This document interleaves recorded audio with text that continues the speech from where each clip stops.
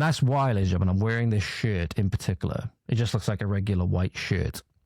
But this is emblematic of the problem that we face and the scale of it. You'll see here, if you're looking on the screen, for example, you'll see this here. There we go. 1 Samuel 17 to 45 from the Old Testament. And if I stand up a bit quick. For those of you who are listening, not watching, it's an image of David and Goliath, because that's where this story's from. And I wear this shirt in particular because it's emblematic of the problem that we face, in my opinion, that we are, David, going against this Goliath of government with this corruption and covering up for pedophiles. The text reads, David said to the Philistine, you come against me with sword and spear and javelin, but I come against you in the name of the Lord Almighty. I think it's perfectly emblematic of what we face and what we really need to do. We need to trust in the Lord that this is all going to work out in accordance with his will and his plan. Somehow, some reason, he's permitted this to happen. Whether it's to test how far we'll actually take this issue, whether it's to test how far we'll actually push for the truth and for justice and for good to be done. You know, if we are to actually push it and really get the change that we demand, and actually ensure that, as I said, that justice is done to the evildoers and that the victims are able to then go on knowing that justice has been done. Or again, vengeance is his, remember. Only we do need to remember, the Lord said, vengeance will be mine, or vengeance is mine.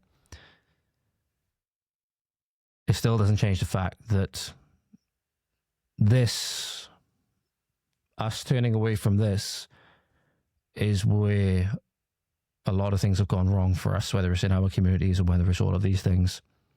So it's us not adhering to the moral code that then allows evil to flourish. You know? So I think we're in a big fight. Right now, I'm not really sure what we do, really. It's going to take people that are obviously a lot more powerful than me. I'm just a person with a voice and a microphone. That's all I am. Making you guys aware of what's going on. I'm trying to help you keep you guys aware of what's going on.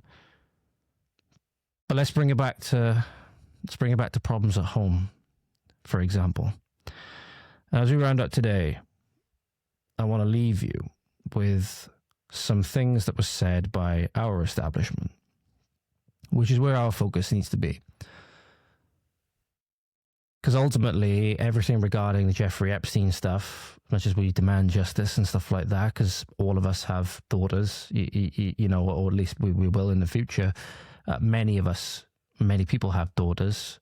Anybody that has a daughter or a young female relative or any young relative that got taken advantage of by the Islamic grooming gangs, for example, the Islamic Pakistani Muslim rape gangs.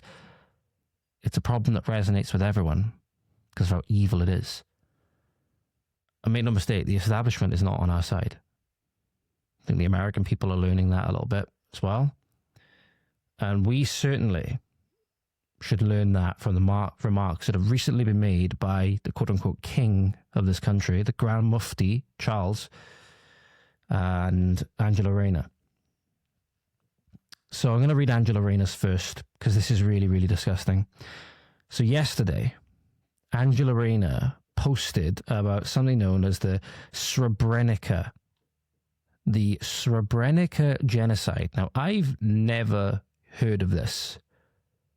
I've never heard of this before.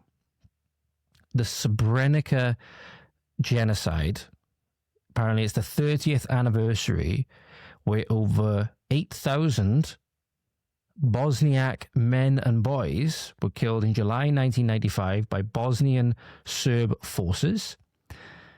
A UN-protected safe zone failure later validated by the International Criminal Tribunal for the former Yugoslavia, as apparently it was then given the term as a genocide. The event's memory is contested locally. I'm reading this from Grok, by the way. So given that Grok recently had a Grokkenführer moment, which if you've been on X at all recently, you'll see the absolute unhinged mad lad that Grok turned into for a little while. The event's memory is contested locally, with Republika Srpska leaders denying the genocide, while forensic evidence from the Srebrenica Memorial Center continues to identify remains, countering denial with over 6,000 burials since 2003, per the International Commission on Missing Persons. So, Angela Rayner posted this. Today we mark the 30th anniversary of the Srebrenica genocide, when over 8,000 predominantly Bosnian Muslim men and boys were brutally murdered. The horrors of Srebrenica remind us why we must remain vigilant against hatred and division. We must never forget. Now you'll notice there the choice of words, ladies and gentlemen. Brutally murdered. Brutally murdered were the terms used.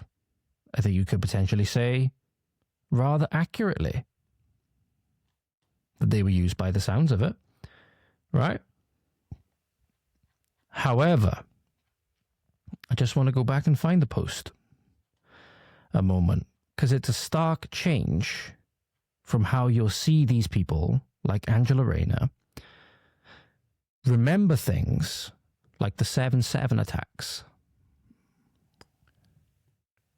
So when it is Bosnian Muslim men and boys, they were brutally murdered. They were brutally murdered. When it is the people that we lost, the British people that were brutally murdered in the 7/7 attacks 20 years ago, they were just lives lost. So this is where you really don't hate your establishment enough, and where it really shows you what they're banking on, where their votes that they are hoping to get are coming from, or where they think that they are coming from, that they will describe an attack on their own people in their own capital city by foreign terrorists simply as lives lost. But they will describe the, again, seemingly a systematic massacre of 8,000 Muslim men and boys. That classes as brutal murder. One doesn't, one does, despite the fact that they were both premeditated, they were both deliberate, and they were both horrendously brutal. So that shows you the kind of two-tier system that we live in, and where the establishment is not on your side. Today we remember the 52 lives lost and hundreds injured in the 7/7 attacks 20 years ago. My heart goes out to the survivors, families, and brave first responders. We honour those lost and stand strong for the values that define our country. Yeah, the kind of things that led to their deaths is what these people stand for.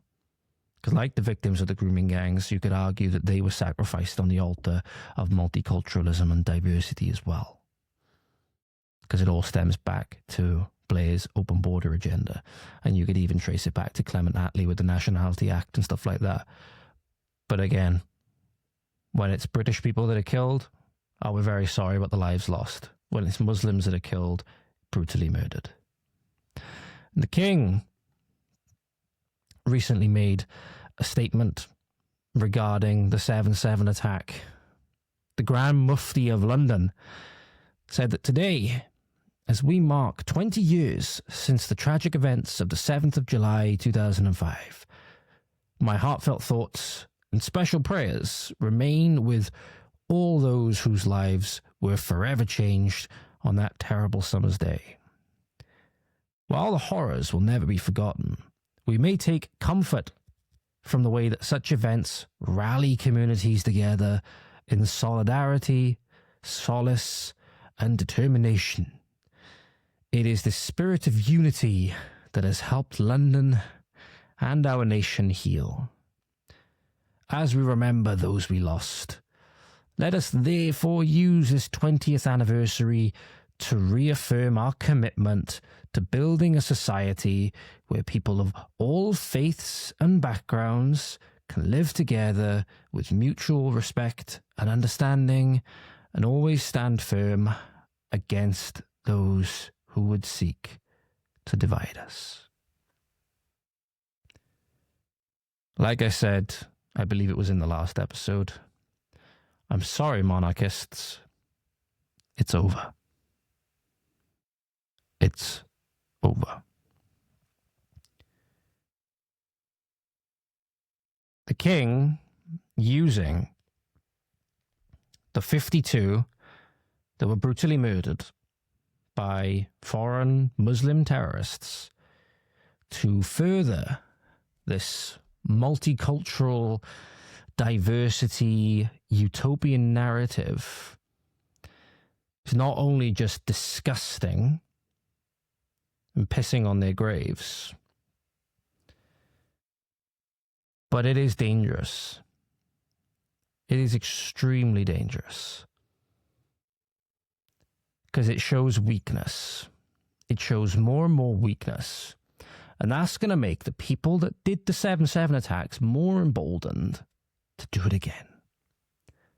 Every time we show weakness, every time we showed we weren't going to stick up for ourselves, every time we showed, for example, that we were going to cower and pander to Muslim child rapists at the expense of keeping those children safe, those people felt more and more emboldened. The things didn't stop. They carried on, they accelerated. Things like this that our king has said here are actively putting more and more people. I'm just going to try and refocus the camera again, 2 seconds. More and more people, just regular people like you and me, in grave danger. And you need to see it as such. The notions of this liberal, multicultural utopia need to be dispensed with. It's going to get us all killed. And our establishment will take joy in that. Because they want less people on the planet anyway. Smaller populations, much easier to control. So like I said, ladies and gentlemen, we're in a fight for our very lives, very survival. This is far greater than any threat we've ever seen before. This is far greater than the threat we faced in World War II. We're on the verge of losing our entire civilization. Because at least in World War II, our government fought for us. At least in World War II, our government fought for us. That we know we could leave, we could go and fight on a foreign battlefield, and at least we know that our government wasn't shepherding in our replacements behind our backs. At least that's the way I understand it. Now, we know that our government is actively trying to ship us away so that they can let foreigners come in and do whatever the fuck they want, so that they can hopefully bank on them come election season. Unless we do something, unless we, in many instances, get more and more people to admit that there's a problem, to admit that this isn't right, to admit there's something wrong. There's something in the water, even if, it's hard to put a label on it. We need to. Otherwise, we are going to be wiped out. We are... It may not seem like it. If you live in an area like mine, it may not seem like it. We are on the verge of losing everything. It was never done with a shot. It wasn't done with bombs. In some instances, you could say it was. It was done with systematic betrayal of our government. Us abdicating all responsibility, all notion of virtue, all notion of duty.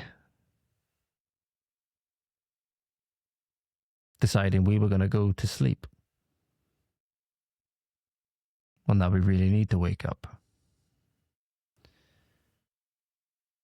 Because we don't have much time left. And that'll do it for today, guys. Hope you had a good, well, morning, afternoon, evening, night, wherever you are. I hope you find this useful more than anything. Not that it's, enjoyable by any means. You take care, and I'll catch up with you next time. Got some more things to go over. And, like I say in that interview, which you should go and listen to next Monday, if we want it, the future does look bright. It looks very bright, I promise you that. But we have to be willing to fight for it. You take care, guys. I'll see you next time. Godspeed.